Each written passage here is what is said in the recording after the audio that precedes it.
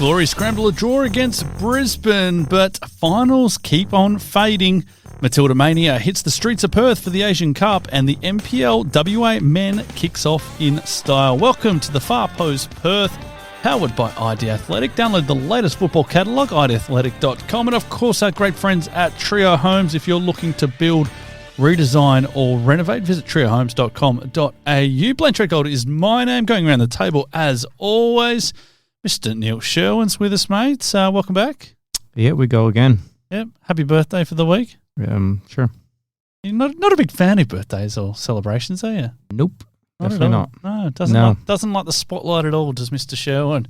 Jaxon Bassett's with us, mate. Welcome back. Hello. Belgium kit from when?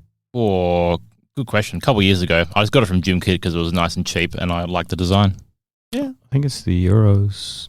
Yeah, that sounds about right. I got it a couple of years ago. I think it must have been like the freshest one they had. Yeah. In that time. So yeah, that sounds about right. Yep. Also, another week where Neil and James don't appear together. This has been a running thing. There's a standoff. There's something James, going on here. Yeah, he's got bigger fish to fry tonight, apparently. He does, yeah. FRG meeting tonight, which Mr. Renton is involved with none other than Glory coach Adam Griffiths. So looking forward to hearing all about that. I wonder if they're going to be one-word answers. If you see wholesale changes to the team this week, you know whose fault it is. I reckon he's just gone in there and go, right, Adam, this is how we're going to play this week, mate. Yep. I don't know how that's No doubt he'll be asking all the hard questions. Yeah. Glory's going to play a 4-4-2. Boys, let's get into the pod, the way that we know how. It is our good, our bad, and our ugly from the week that was. Mr. Sherwin, kick us off. Just in general, there is a title race in the Men's A-League. Yep. It looks pretty good at the moment with the teams that are up there, the three. Newcastle, Auckland, Sydney. I mean, if you want to extend it back to Adelaide, you could at a stretch. But I think the ones that are up the top there are just getting results on the board. Although, a bone to pick with you. You did sell the dream last week of the Newcastle and the Central Coast Mariners game. How did that end up? Yeah, 0-0. That was 0-0, yeah. Right? But in terms of where the teams are at, if you look at, Newcastle have had that great run of wins has come to an end, but they've still picked up 13 points from the last possible 15, which is great. Auckland have picked up credible 10. Sydney a little bit less with 7, but so the three of them could still take it out. I have a sneaky feeling Auckland can jump Newcastle at some point. The gap is only 2 points, so and I think that experience of last year might stand them in good stead. But yeah, there's plenty to play for at the top. Heading into the final 6-7 rounds. Yeah, title race. Very, very good. Jaxon, keep us rolling, mate. Yeah, on a base level, I'll say the Matildas from the weekend. It wasn't the most convincing win, but they got the job done, which is what everyone expected, and that's all they really need to do. There's a decent crowd at Optus Stadium, or Perth Stadium, as it's going to be officially known for this tournament, 44,000. And I was reading somewhere that the last time Australia hosted an Asian Cup, they had less than 30,000. 29,000 was the total. In total. So, it's not the big sellouts that maybe we'd all dreamed about from previous years after that Women's World Cup run, but it's still a very good effort. And, a goal for Sam Kerr in Perth as well always goes down well.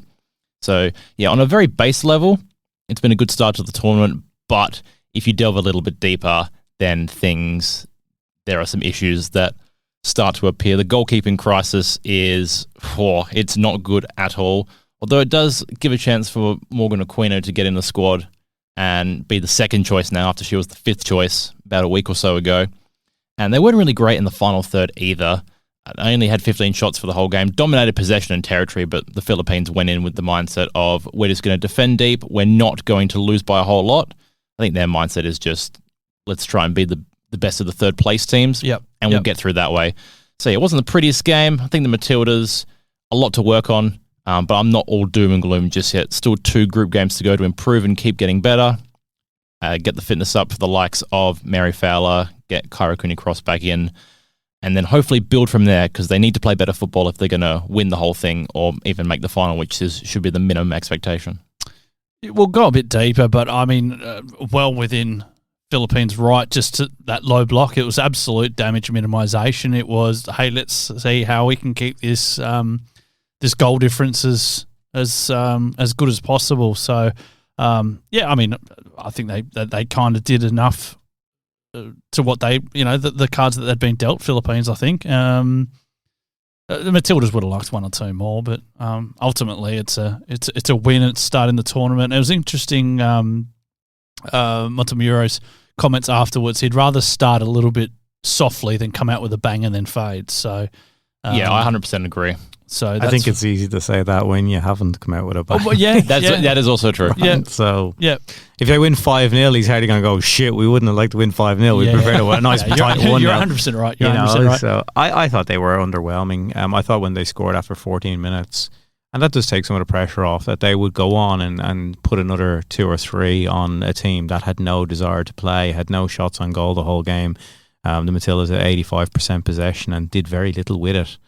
Yes, it's going to be easier probably against teams who come out and play. There'll be more gaps in behind them. There'll be less bodies parked around the penalty box. But at the same time, you will play better teams. Yeah. So I'm not. I wouldn't say that you should be concerned, but I don't think it was a. I don't think it was a good performance overall. I don't think it was anything to write home about. Yes, points on the board, but and they should potentially get goals against Iran. But if we see more of the same. How long does it take you to ease into the tournament? Yeah. I think I'd be a bit more comfortable with a 2-3-0 scoreline. I still think the expectation is there for them to go to a semi-final or a final. However, they've not exactly performed well in recent tournaments.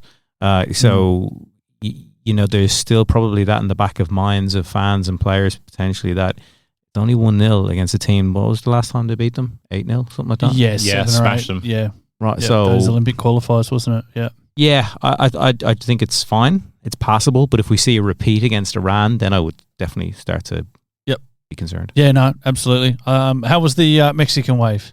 Because that was one thing that gave me the shits. It came out so early, which I was a little bit annoyed about. Normally, the Mexican wave I'm okay with. I'm not as staunchly opposed to it as Neil. Fucking hate it. Yeah, I'm with you, Neil. Despise it. But like if it comes out, last 10, 15 minutes, fine. But at 1-0 though in a tournament, like it's embarrassing. Yeah, it is. It is 1-0 up in a tournament. You should be getting behind the team and cheering them on for that second goal. Instead, you're nudging the person next to you to do a wave around. Yeah. Like it goes to a lot of the commentary that has been made about the Matildas and Socceroos games that they're events rather than proper hardcore get behind your team games, and a lot of that is to do with playing the games in different parts of the country, and you don't get a game very often. And I think the demographic that attends Matilda's games is very different to the men's games, Socceroos and whatnot.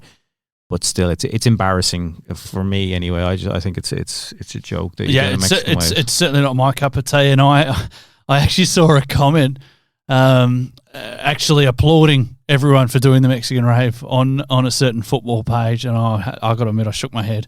What it says is, I'm not too mature about how I look at the game, and I'm a little bit bored. But I guess there's no justification for me at any scoreline or any friendly game because I'm that staunchly against it. Yeah. But if you were to give somebody a bit of leeway, a friendly where it's a 5-0 or something, fine, do your worst. But 1-0 in an opening game of a major tournament, it shows that it's more of it's an event for people. They're not there for the football, for me anyway, and maybe that's just football snobbery, but I'm on my soapbox. I'm a football snob, so deal with it. Yeah. Does that evolve? Do you think this? Obviously, you said it's difficult for this culture to evolve because we only get games here every 2 years or whatever it might be. So the people here aren't exposed to that culture very, very, very often. But do you feel it's just a time thing that it just that football culture in inverted commas just evolves? No. I don't think we will. You don't think it will? I don't think we'll evolve at all. Is that more of a Australian sports cultural thing? Well, we've talked about it. People won't go to a game midweek here because it's a little bit chilly. True. So I just don't think there is that culture. I had a friend over from Ireland who went to the Wanderers and Sydney derby last month, and he said that in comparison to going to games in Ireland and England, the active support just looks so performative. that they were just trying too hard to it. And to me, like, I know why they're doing it, because they want to try grow that. They want to try, so they have to be a bit performative, trying to attract it. But for him, it was like, this just doesn't feel natural at all. It's like they're trying too hard. So, and that's because there isn't a natural culture of that here. You really have to try and bring people into it. And I don't think that there's the active support, because it's so staggered across the country. Nobody ever gets to, like, if you go to an Ireland game, for example, or England, the country's a lot smaller, where you can, get everybody together for an international. And in Ireland, the internationals are all at the same place. The majority in England are at Wembley. Same for a lot of the European countries. They play their home games. So everybody knows that that's where the pilgrimage is. Here, because of the way it is, you could be Melbourne, Sydney. It's a lot harder to travel. You might get a handful from Perth going to meet up with a handful of Brisbane. It's not getting that massive, like, cauldron of fans going to an international game. Don't get me wrong, there's a lot of shit atmospheres at international games I've been at in other countries as well. International football doesn't really have the same level of staunch support overall and diehard support as club football. Your away games are best, because that's why you that's your hardcore, get your hardcores. Yeah. So I think we're just that's just the way we are here. I think that it's to do with the country, it's to do with the culture, it's to do with the history of it as well. And a lot of people are coming from Eagles clap backgrounds, where there is, while there is a cheer squad, they're very limited in what they actually do and what the chance that they put out there, and it's a bit meh. Well, I think I heard that even there was issues at the Matildas game with them getting told to sit down because people couldn't see and all that kind of thing, which is just, I guess, plays well and truly into your points. My good to keep us rolling, boys. NPLWA across the weekend. I just thought it was a really good round of football. There was that one big blowout between Bayswater and Balcatta. Everyone else was very competitive, I thought, across the weekend. It was fantastic that, if I can put them in inverted commas, the two marquee players which have come back in Daniel Steins and Daniel De Silva both scored on the weekend. They were both really good goals. I just thought it was a good weekend for the NPL to kick off. I'd like to just see a few more people get out to the games. It's well worth getting out to. Yeah, the money well spent. Are we allowed to say that? On the marquee players coming back and delivering in round one. Bayswater, definitely setting a benchmark score and performance, but you got to be worried if you're on the other side of that. It could be a long season ahead for not just Balcatta, but I think a couple of teams potentially. Armadale have an average pre-season from what I've seen based on results, and then obviously a strong defeat at the weekend to kick things off. Obviously very early, but that's what you do. You start looking at trends and who's potentially for the drop, because there's big teams in Division 1. What the night series now are the two big guns for the Division 1 with Floreat and Inglewood going head to head, and that's possibly how the league is going to play out. You've got teams down there spending a lot of money on a lot of players coming over because they don't have those restrictions on visas, and Inglewood, Coburn, Floreat would be desperate to get back to the NPL. So it's going to be interesting. When I think not that the NPL isn't interesting, it will be, but I think Division 1 looms to be quite tasty for that promotion. No, I think so. 100%. I very much think so, and I think there's probably some clubs in that division which enhance the league when they are up in the Prem as well. So, but you're also never too big to go down, so they got to earn their way back, and if some of them are in the doldrums for a year or two or three or whatever it may be, then. Yeah, that's the way it goes. You're never too big to fall, as we've seen with some of those. Sterling were down there for a few years. Kingsway back when had to work their way back up to the top flight. So it's the beauty of the pyramid system, isn't it? It is. Yep. Bring it on. Attach it all, as far as I'm concerned. Keep us rolling, mate. What's been bad? Perth Glory in the final third. No shots on target in the last two games. The goal at the weekend was an own goal against Brisbane. So I think. No Lawrence, Taggart on the bench. Wales now out for the rest of the year, and 2 games in New Zealand. A lot of travel coming up. It's not looking good. We've said that we collectively believe finals is gone now and won't make that. And what is the pass mark for Adam Griffiths towards the end of the season? That becomes a lot harder. They've scored 22 goals, which is exactly the amount that they scored last year, finishing bottom. So they'll probably They should edge above 22 goals with the amount of games that they've got left. But it's still short of the 46 they scored 2 seasons ago when they also finished bottom. Now, the defence has improved considerably, right? So that is fair. You know, they've conceded nearly half the amount of goals they did 2 years ago. But in terms of scoring and in creating chances, they're simply not doing it. And we did speak about it, that if they concede 1 or 2, we don't have any confidence in them to come back. The Auckland game being the obvious outlier, and it has transpired to be an outlier. That was the exception rather than the rule when they came from behind here. They're just not creating chances. They don't look like scoring goals. There's no real chemistry between the frontline players. I know that they've brought in some players and changed faces and whatnot, but they don't look threatening, and that's a big concern. Yeah, because I don't think Taggart's fit. I mentioned Wales is gone. Lawrence, I don't know if we'll see Lawrence again for the rest of the season. This week-to-week nonsense that they're trotting out. Yeah. They're going to fly him to New Zealand for 2 games. Yeah. Why? So yeah, you're going to be left with whatever's there, and it's been really, really lackluster and underwhelming, unfortunately. We'll go into the glory a little bit deeper in the next section. Keep us rolling. Jaxon, what's been bad? Spurs. I said bad, mate. What's been bad?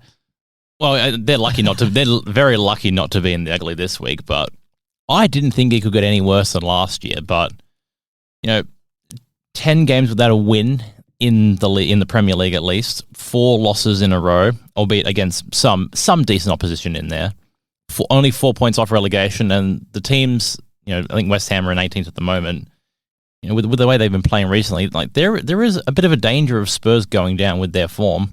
And someone put a graphic up of their upcoming opponents and their corresponding results against them last season, and it's all in the red. So it's dire concern for them. No Ange, no Frank, new Tudor in, and like they can change the manager all they want, but this is a club that is pretty rotten to the core, and they've only got Champions League left to play for, really, in terms of real trophy chances. But the focus should be just to survive and get to 40 points. But the way they've been playing, it's hard to see that happening. And I'd hate to be a fan of that club right now, because they've really had to deal with a lot of shit in the last couple of seasons. I did like that Igor Tudor just basically called out each area of the team as being dreadful. Defence, midfield, attack, everything.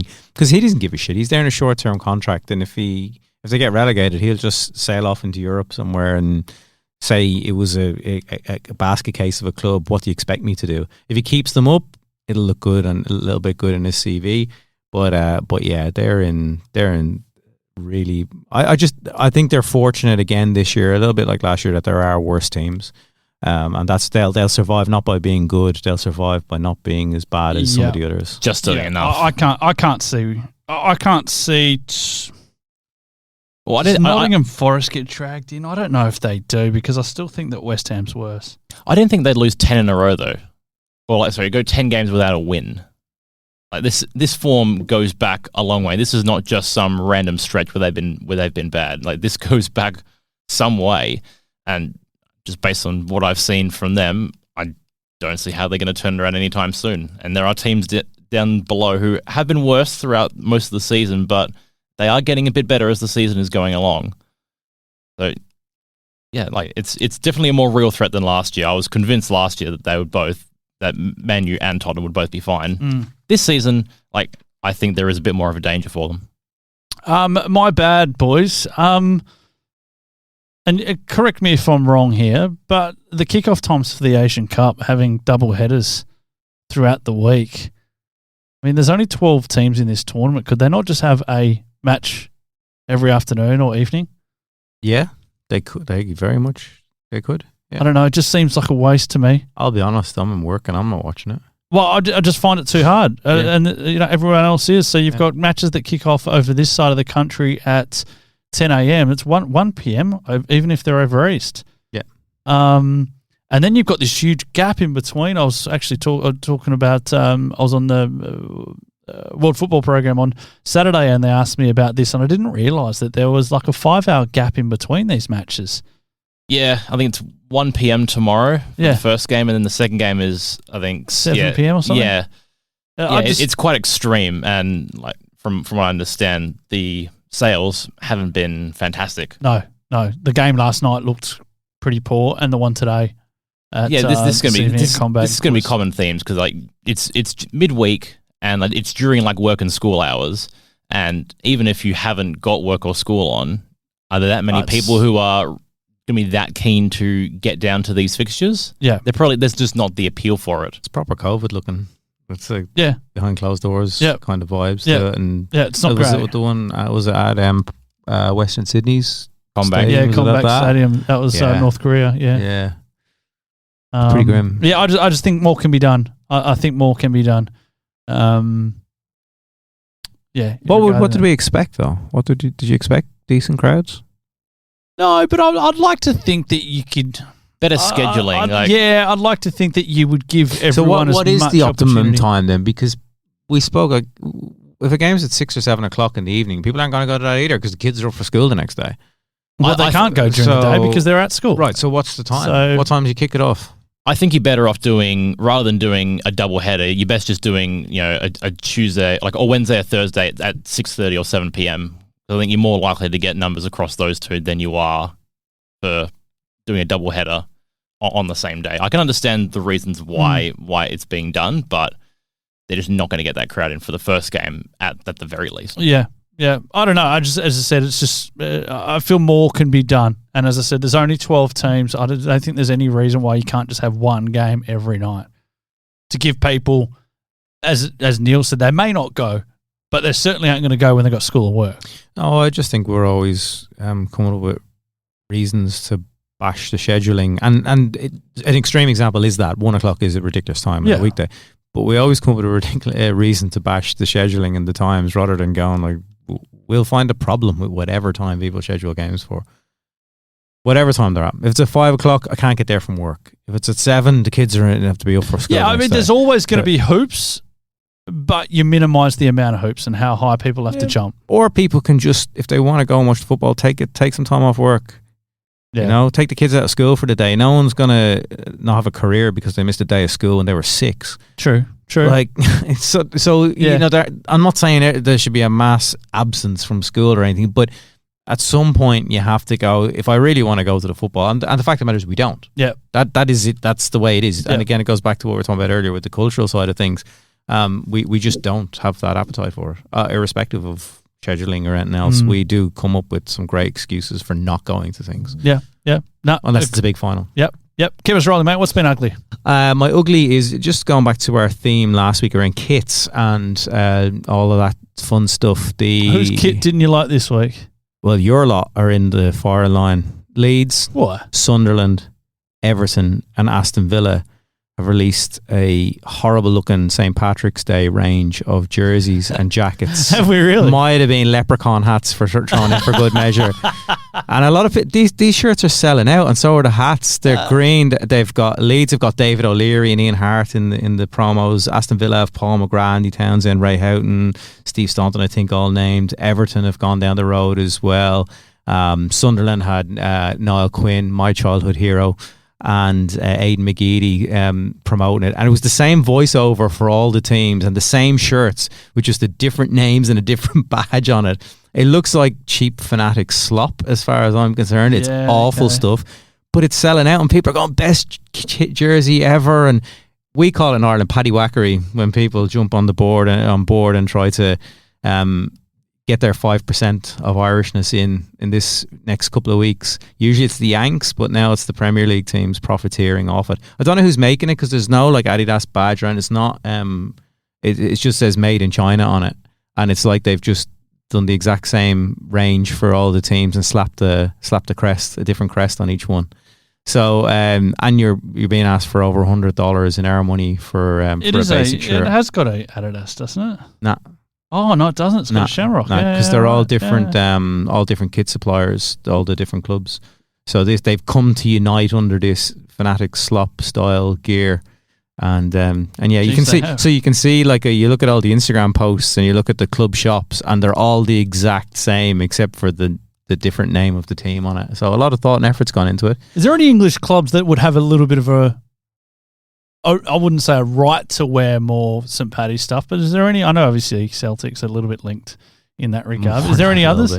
Probably Liverpool. Liverpool just considering the proximity, and a lot of people would have emigrated because of the boat over. It was the closest part of England to Ireland, so that would probably be. Otherwise, it's just people who had Irish players playing for them. Yeah, I mean, because Leeds have had. Well, if you look at the promo, it's pretty much all players that played in the 90s and early 2000s. Yeah, I've got Ian Hart here, but they've mentioned Giles, Johnny Giles. Yeah. So but it's appealing to people like us who grew up in the 90s and 2000s that have disposable income for any old shite these days, and that's what they've thrown out is any old shite, and people are buying it because they're selling out. I just think it's bloody awful. On the positive, what I will say though, it's still a lot better than the actual Ireland kits that are made by Castor. Yeah. So. And if anybody knows about Castor's record of making kits and putting badges upside down for Wolves and having stuff peeling off Villa kits and all sorts, and the West Coast Eagles tore up the contract with Castor after a year. It was so bad. Is that an Irish brand? Nope. It is it might be Scottish, or it's at least in UK, and Andy Murray's heavily involved in them as an investor. Yeah, okay. So they make some F1 stuff. They now make the Wallabies gear now. They just got the Wallabies contract for the next World Cup. Right. And their gear is largely absolute shit. So this is marginally better, which says very little about it.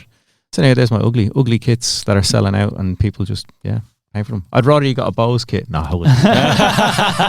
That's saying a lot. I got news for you, mate. I wouldn't do that. Keep us going, mate. We don't normally get political on this podcast, and I'll try and keep this very brief. But we're woke lefties. Yes, we're 100 days out from the World Cup. And with each week, I get more concerned about how this tournament is actually going to run. It's a clusterfuck. Well, you've got Mexico with the cartel violence going on in there at the moment, which is pretty ugly. And then obviously with the latest on the US and Iran. Iran are supposed to play all their group games on the West Coast in the US. Whether they'll actually be allowed to play in the World Cup and everything around that. And then people commenting about the FIFA Peace Prize winner deciding to do this. It's just the whole... It just keeps getting worse and worse. Well, the one that concerns me is the majority of the host cities are Democrat blue states, and there's this funding standoff at the moment about whether these states are going to get federal funding to be able to pay for their events and games in the cities. So that's the one that really concerns me. I think the World Cup is too big to fail. I think it's too big a tournament to fail. I'm not saying it can't fail. I don't think it can't. I'm not saying it's going to fail. Even that's a little bit of a subjective kind of term, but it can still be a clusterfuck, and it's looking like it will be. I sort of see that, but then we said Qatar was going to be as well, and people had a lovely old time, and no one was arrested, and but I think for different friends. I think for different reasons, though. I think the thoughts about that was more in the preempt. It was more about human rights issues and everything else like that, and of course the stadium building, and the deaths that went into that. But once we got to this point, heading into Qatar, it had started to simmer out, and everyone had kind of come to their piece that all right, the World Cup's going ahead in Qatar. It's shit. I don't agree with it. I'll watch. I won't watch. I'll go. I won't go. And everyone just got on with their lives. This is pushing some really close areas to have this much of a clusterfuck this close. Well, what do you think would happen? Like, what's going to happen? I don't know. I don't know. No, I honest to God don't know. As I said, I think the term failure, as I said, I think it's a bit subjective. I mean, what constitutes a failure? But as much as it will be a smooth running of a World Cup, be it Qatar, even South Africa, which I went to, going all the way back to maybe Germany, Japan, Korea, France. This one just feels like it's... my concern is more around, irrespective of what's... it probably will be amplified by that, would be something like we saw in Austin at the weekend, where somebody went out onto 6th Street, where I've been. It's a great place to go and party and just shut up people, right? Yeah. There's going to be so many watch parties. There's going to be so many congregations.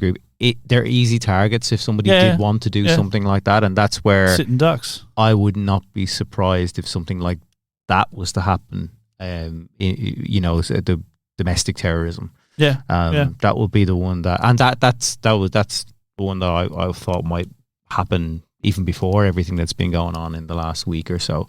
There's potential for incidents like that with the ice situation with Trump and everything else. There'd be enough people radicalized. The part that concerns me the most is FIFA seems okay with what's going on, even though it's probably against most of their charter. What are they going to do, though?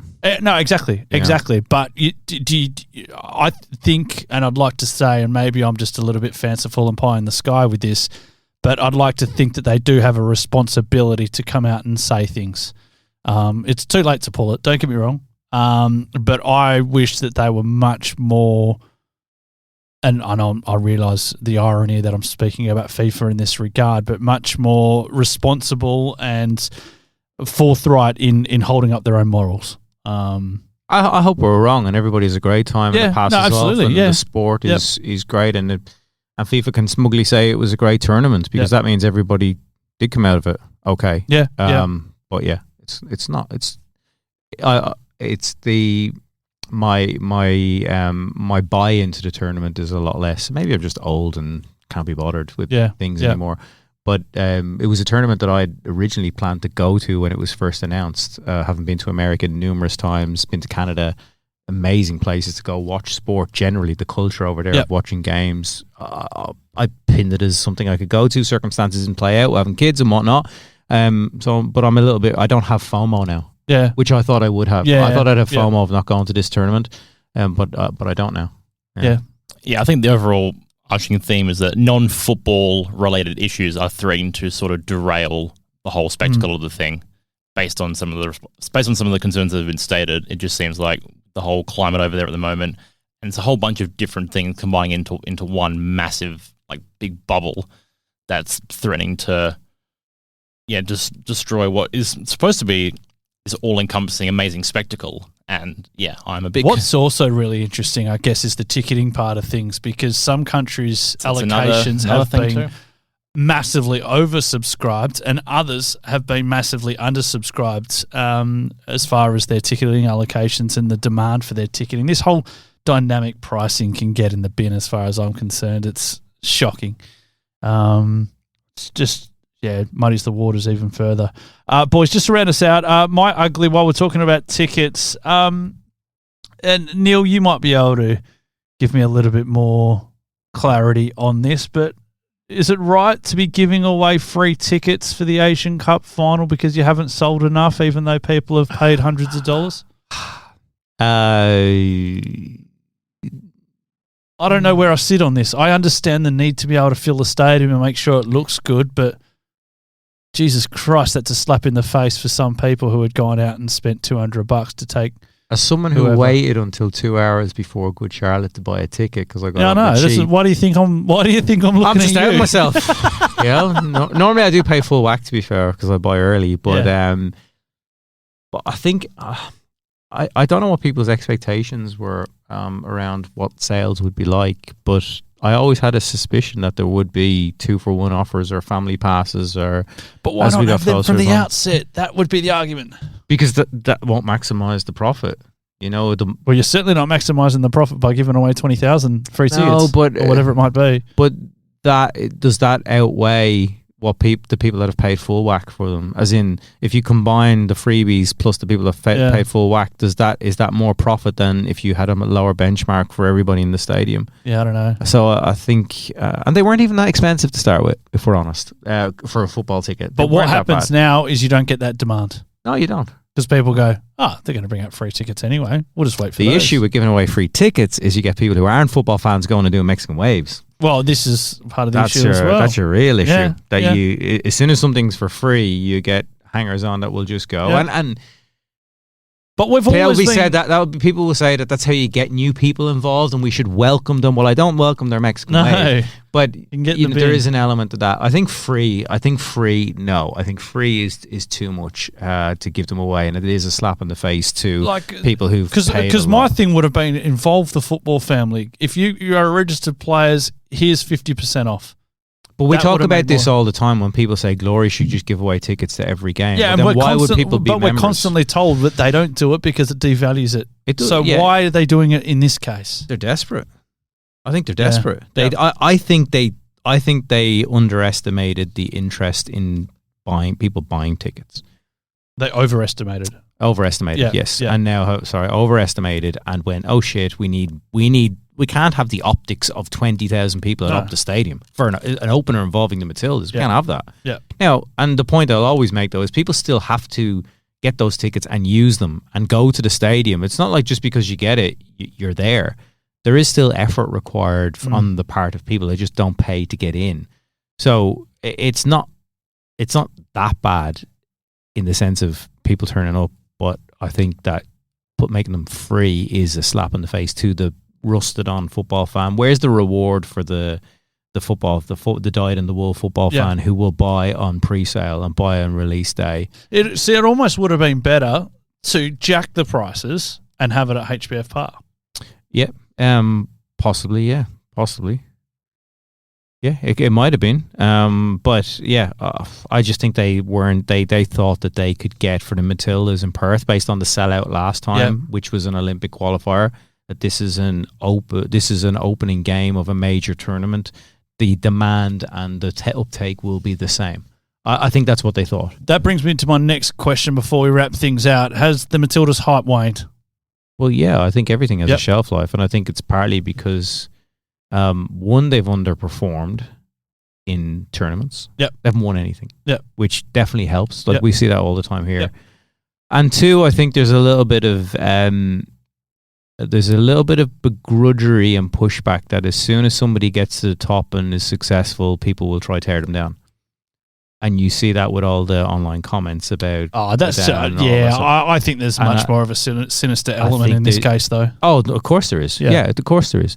But there is an element of teams getting to the top and then people wanting to tear them down and waiting for them to fail, and then laughing, going, "Told you so! Told you they were failures! Told you they were this!" And it would happen if they don't win this tournament. They get to the final losing penalties, and it'll come out that the woke Matildas were terrible and never win anything, and all of the equal pay will come up again. All that kind of stuff will come out. Yeah. So there's definitely an element of that as well. But I think everybody has a shelf life before they drop off in terms of the hype and the support and the absolute fanfare behind it. Yeah, well, the hype reached its peak. You're not going to get anything bigger than a World Cup hosted in your country, and then to make the semi-final, that's about as good as. That's better than most people would have anticipated going in. I think a lot of people would have said if they can make a quarterfinal, that would be pretty good based on the standard of the other teams. So to get to a semi-final and, be 1-1 with like 30 minutes to go, most people would have taken that. I think what ensued was about as hype as you can possibly get. So I think it was just natural that things were going to go downhill. Just to pull you up on that very, very quickly, that sellout run by the Matildas extended far beyond the World Cup. But at smaller stadiums than Optus. Oh, true, but included Optus. Yeah, no, it included That's it. true. It included it. But then I guess, as to Neil's point, you get to the next tournament and then you underperform at the Olympics. And then I think the Olympics hurt them. Yeah, 100%. Yeah, I think some of the results there would have definitely tanked a bit of the interest. Maybe it will get replaced with the AFL. Maybe, guarantee. Imagine they didn't win a gold medal in that. That would be an all-time. Who do they play against? Ireland? Ireland have a team. There's a European tournament every year. Great Britain have it. They play in fields and use rugby posts for goals and all sorts. Bring back AFLX. So US would have a team, surely. There's US AFL. There is. Jesus. Yeah. On that note, we might go to a break. We'll come out the other side. We'll keep the chat going. You're on the Far Post Perth podcast. Tired of the same old cookie-cutter home designs? Dreaming of a space that truly reflects you? Then it's time to talk to the team at Trio Homes. Whether you're looking to build your dream home, redesign your current space, or simply renovate, Trio Homes is committed to unique designs, local personalised service and quality workmanship. And with former Perth Glory star Dino Julbich at the helm, you'll know you're getting passion and dedication built into every project. Discover the difference with Trio Homes. Visit triohomes.com.au. What a run! This could be the one! It's in! That's what it's all about! And when it comes comes to sports gear that helps you perform your best, ID Athletic has the winning formula. From grassroots clubs to elite athletes, ID Athletic provides high-quality sporting apparel, screen printing, embroidery, and made-to-order promotional products. Proud sponsors of the Far Post Perth and passionate supporters of WA community sport. Visit ID Athletic at 84 Howe Street, Osborne Park, or online at idathletic.com. ID Athletic. Build your identity. Welcome back to the Far Post Perth. A big thank you to ID Athletic and, of course, Trio Homes. Gentlemen, let's have a little bit of a chat about the Perth Glory on the weekend and the A-League. Of course, Perth, a 1-1 draw with Brisbane up at KO Stadium in Redcliffe. Interesting fixture. I'll get your thoughts first of all, Neil. Yeah, as I mentioned already, toothless in attack, no shots on target. And got lucky towards the end with the goal-mouth scrambles and some clearances and bodies on the line, sort of defending to earn the point. I think in isolation, a 1-1 draw away to Brisbane with all of that travel and everything else is a decent result. But when your season is on the line and you don't get a shot on goal, that's just it's not good enough. Quite simply put, I just don't think it's good enough. That where's the urgency? Where's the maybe that's all that they're capable of? But who's the top goal scorer this season? Pennington, I think. Pennington. Yeah. Oh, I know Lawrence. I think Lawrence would be. I think he's got 5, and then Pennington would be. Pennington has 5 as well. I'm pretty sure Pennington's got 5 this season as well. Anyway, I will double check that while you give your assessment. Oh, I've really got not much to add, to be honest. I mean, 8 shots in total, and 5 of those shots were from set pieces. A lot of those from corners. So to only have 3 shots from open play for the whole game is just an absolute disgrace. I don't know what's going on in terms of how they plan on getting the service to the strikers, because Pennington and Luca Tevere, they weren't really playing as wingers for this game. They were a bit higher up. They were in between the double pivot of Gio Diabra and Cal Timmins, and then you had the front two of Kucharski and Kolakovsky. And Pennington, Tevere, they're not going to be the ones who are going to run with the ball and dribble past players and create chances for your strikers. You know, they're more box-to-box midfielders. They're just playing. They're playing in a role that isn't suited to their characteristics and to the roles that they've played for the majority of their careers. So I don't really know. I don't really understand the thinking behind that.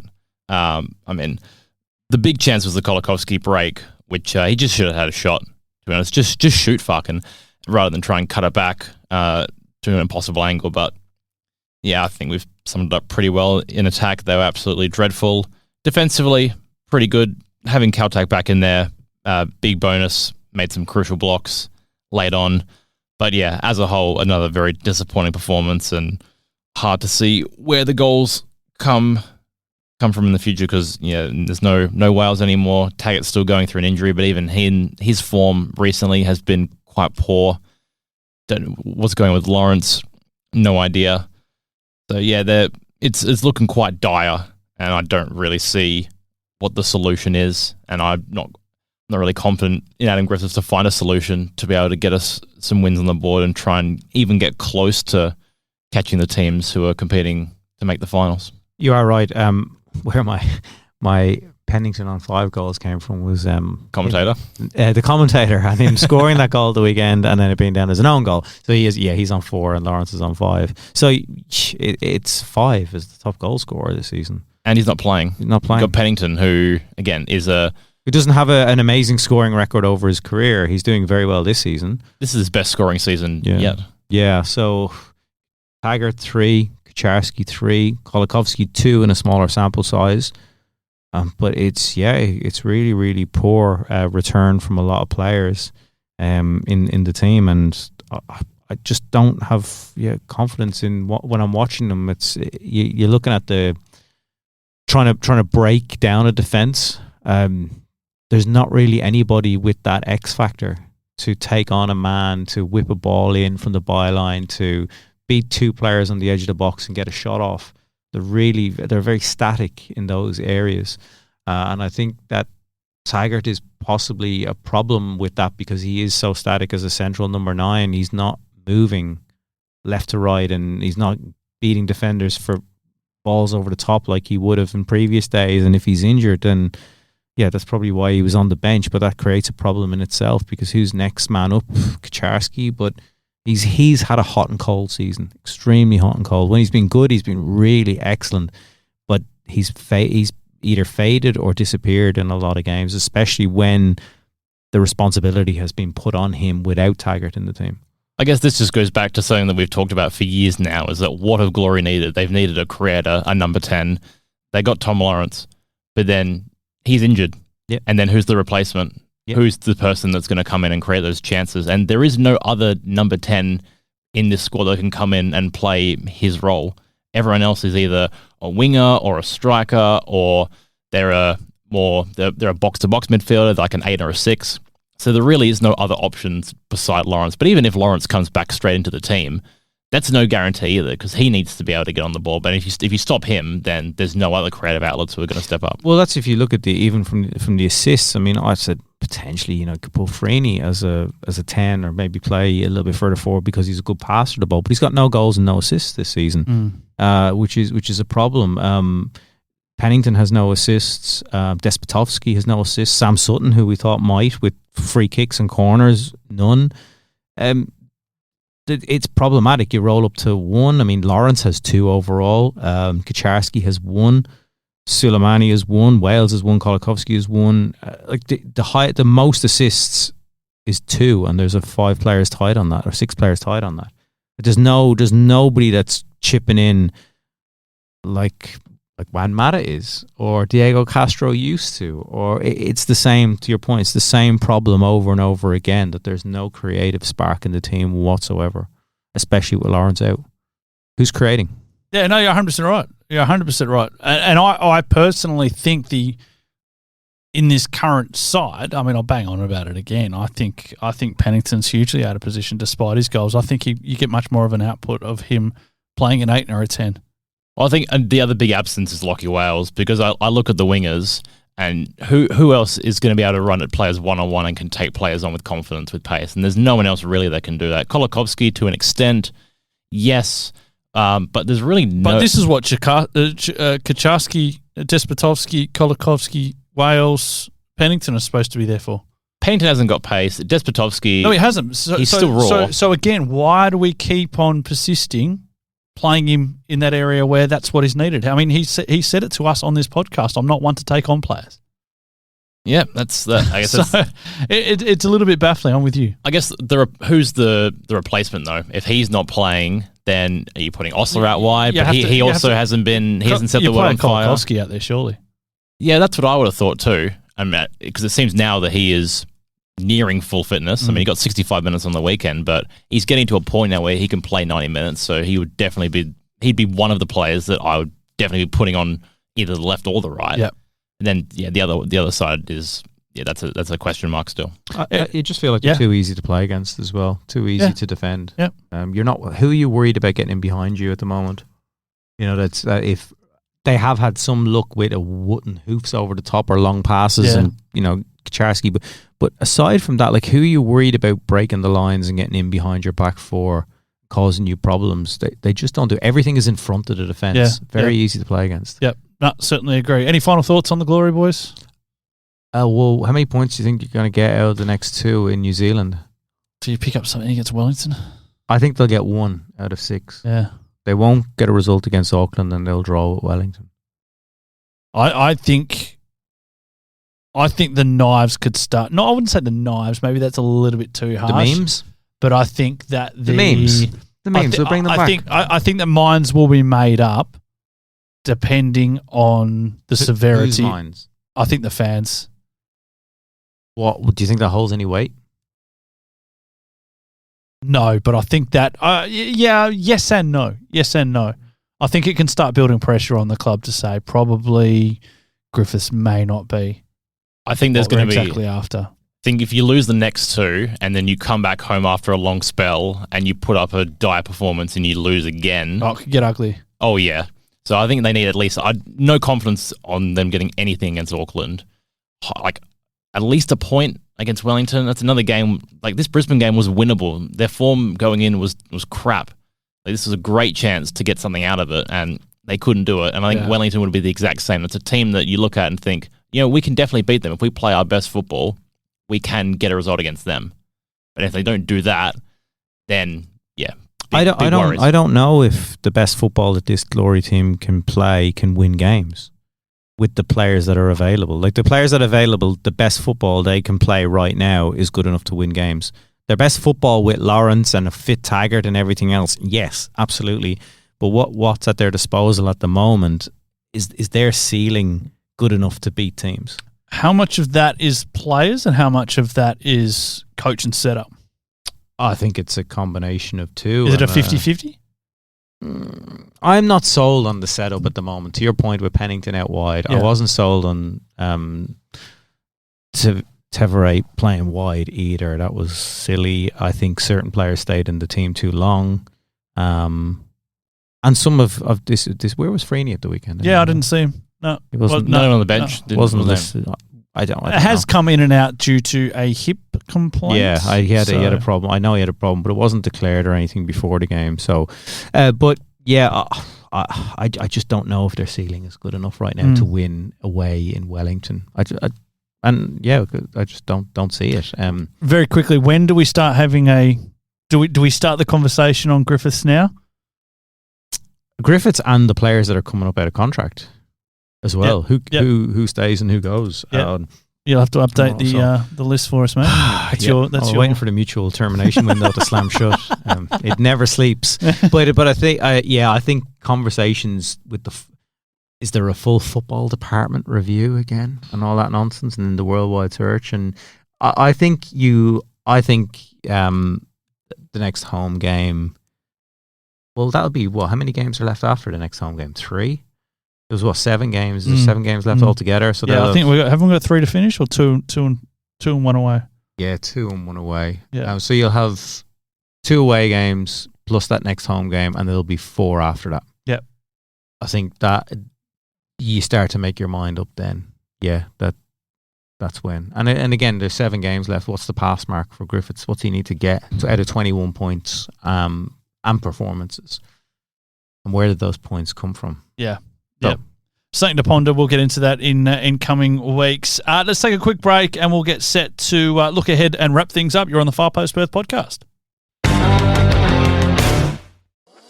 Tired of the same old cookie cutter home designs? Dreaming of a space that truly reflects you? Then it's time to talk to the team at Trio Homes. Whether you're looking to build your dream home, redesign your current space, or simply renovate, Trio Homes is committed to unique designs, local personalised service and quality workmanship.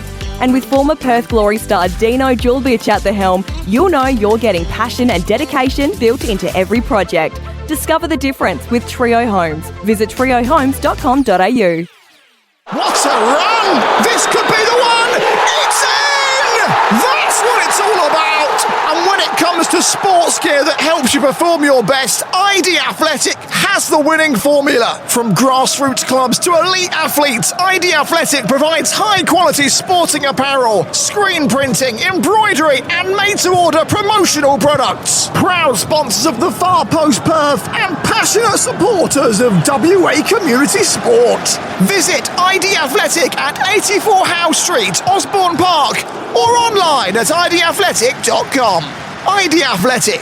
Build your identity. Third and final part of the Far Post Perth. Blayne Treadgold, Neil Sherwin and Jaxon Bassett. Just about set to wrap things up, boys. Our final segment. Jaxon, we spoke about the Asian Cup a little bit earlier on, but we know the Matildas beat the Philippines. You got some score updates elsewhere? Yep, so the other game in our group was South Korea and Iran, and no surprise, 3-0 win for the South Koreans. That'll be the toughest game in our group, that's for sure. And then today we had North Korea and Uzbekistan, 3-0 win for North Korea. Very impressive. And China had a 2-0 win over Bangladesh. Okay. So yeah, two more games left in match day 1 of the group stage, and they're both tomorrow at Perth Rectangular Stadium. Yeah, Japan and Chinese Taipei at 1 o'clock, and then Vietnam, India at 7 o'clock. Does Japan get a crowd? I think they might. Might get a decent crowd. I mean, they're one of the tournament favourites. Yeah. They've probably got the best squad overall. Yep. So I'd say there's a chance that you'll get a decent Japanese contingent, but wouldn't be expecting anything overwhelmingly massive or spectacular. No A-League Women's this weekend due to the international break. A little bit closer to home, NPL Men's kicked off across the weekend. Bayswater City 7-0 over Balcatta. Olympic Kingsway 2-1 over Perth Azuri.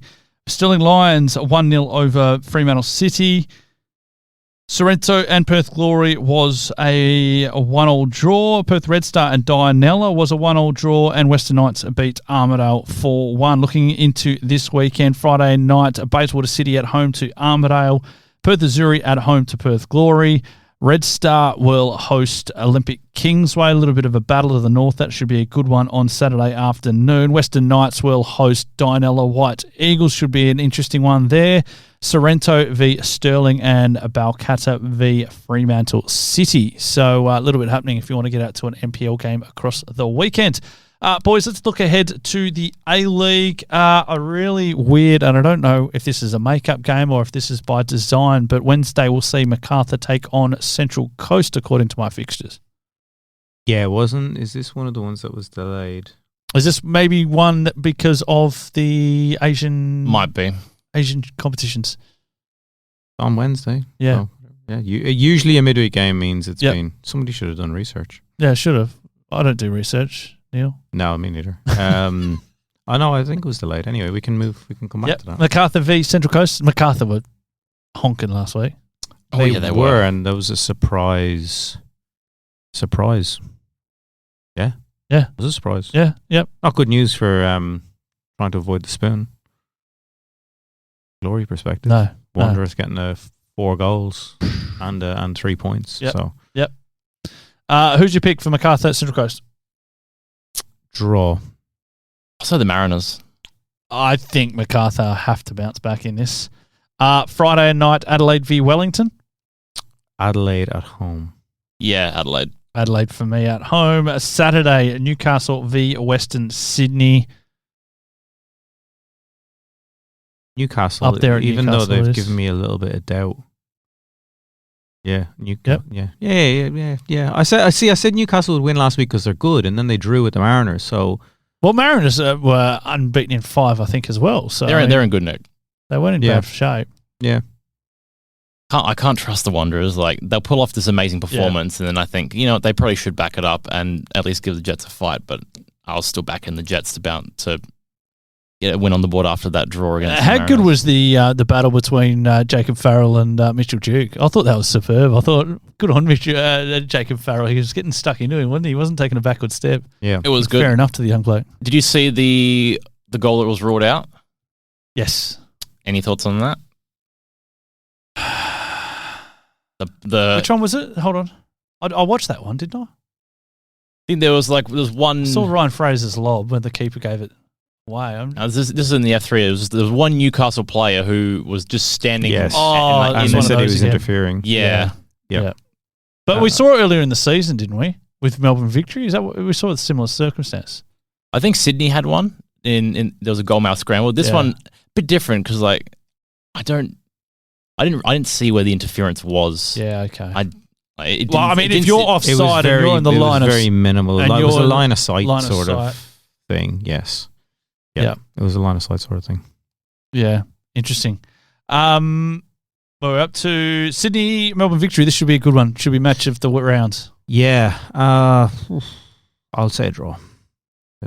Victory. Yeah, I With think. not a lot of confidence. Yeah, I think Victory go up there and might get the points. Yeah. Bit of a smash and grab? What's Sydney's form at the moment? Because I feel like they're kind of flying under the radar a little bit. I think you said they picked up 9 points in their last 5. 7. Their form isn't great, but they're still sitting third, and they're probably going to finish comfortably in the top 3 or 4. Yeah. I think they'll finish top 3. They'll finish third. I think Newcastle and Auckland That'll be the race for the top. will race it, and then Adelaide are only 2 points behind Sydney though. So a swing. true. There could be a swing this weekend. If we expect Adelaide to beat Wellington at home and Sydney were to lose to Victory, then Adelaide leapfrogged them. So they're not completely out of the mix for a top 3 place either. Final game of the round, Auckland-Perth. At 10 o'clock in the morning. The hangover. Is it worth waking up for?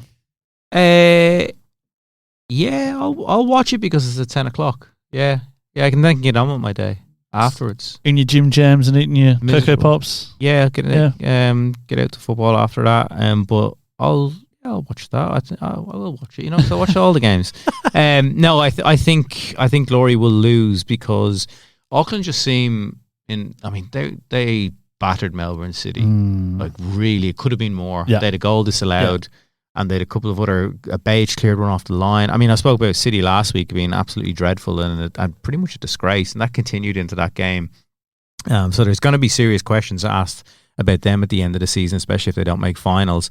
But with Auckland, they just look physically stronger than City. They looked more clinical in front of goal. They had players coming off the bench who were normally starting for them. Brooke, I think, was on the bench. Yeah. And what's the big lump up front? Cosgrove. He was on the bench and came on as well. Like they've got depth. Yeah. And they look dangerous. So I think if they score early, it could blow out. Yeah, I think it could blow out. So yeah, I think it could be a bad one. Do you think there's anything to Perth already beating Auckland, this Auckland side under a Steve Corica? Is there anything to that? Is it the way that they play? I noticed that Auckland's quite comfortable not playing with the ball. They like to. No, I don't think so. I think last year, like in the reverse fixture, Auckland dominated us when we went over there at Go Media. Yeah. And I don't think that'll play any part. So I think they come into this fresh, and I think it's a question of how many. And if it's a big defeat and the Glory offer nothing in attack again, then I think you'll see some knives start coming out. Okay. Yeah, but I think Auckland will comfortably for the record. It won't do your hangover any favours watching this game, I would say. Just to go back, I've been busy trying to get to the bottom of what happened with that Mariners and MacArthur game. Apparently it was rescheduled from the 25th of February, which is also a Wednesday. They just moved it back a week. So why was it on the Wednesday in the first place, I hear you ask? I don't know, because I haven't got that far back in Google. So it possibly was rescheduled from because they did. The reason why I was confused because they did have one in January. Remember where it rained on the day and it got moved to the next day. Yeah, right. So I'm not sure if that's the same. No, I just assumed it had something to do with the Asian. What was it? The ACL2. Yeah. And now that they've been knocked out, they can just play these ones. So there you go. Interesting. Melbourne City. I did see a bit of a stat. I think it was through Roundball Australia that if they win their next fixture, Australia overtakes China into the next spot in the coefficient, and I think we're on the verge of getting another spot. So that's huge. Yeah, that'll be nice. But I think with the way China is at the moment in their league, and from what I understand, it's going through a bit of a rough patch at the moment. So I would hope that we can get that overtake done and make that happen. Oh, no, it'd be massive. And I don't know who was here last time, but I think I mentioned to you guys that if Newcastle win the league, then Heidelberg could be playing in Asia. Yes, I remember you saying that. Because obviously that spot goes to the Australia Cup winners. So that could be massive. It's not unsimilar to what we see in Europe. So, yeah, I'm all for it. I've got more on this game. Oh, here we go. Jesus. This game is going to irk me. So the one that was postponed on the 17th was played on the 18th. Yeah. This is a totally different game. Totally different game against the Mariners. I'm going to sleep so much better now. And it was originally scheduled, it looks like, for 17th. No, is it? Who's at home? MacArthur. Oh, no, MacArthur. Sorry. Yeah, MacArthur. Yeah. No, it's Tanya, isn't it? I'm still trying to get to the bottom of it because they played them at home. It was a to be confirmed game when the fixtures were originally announced, and it must have been put on the 25th of February, and it must have been. So we Are we happy? No, I'm actually not. No, this paper now? trail is not. It's not lining up. Well, we're going to have to wrap things up. More on it next week. Yeah, we are over the hour mark. Mr. Sherwin, thank you. Mr. Bassett, thank you. Big thank you to ID Athletic. Big thank you to Trio Homes. And don't forget to tell everyone about the Far Post Perth podcast. A few more weeks to go that you'll have to put up with us, and then forever hold your peace after that. But appreciate all your support, and we'll be back this time next Tuesday. Enjoy your football.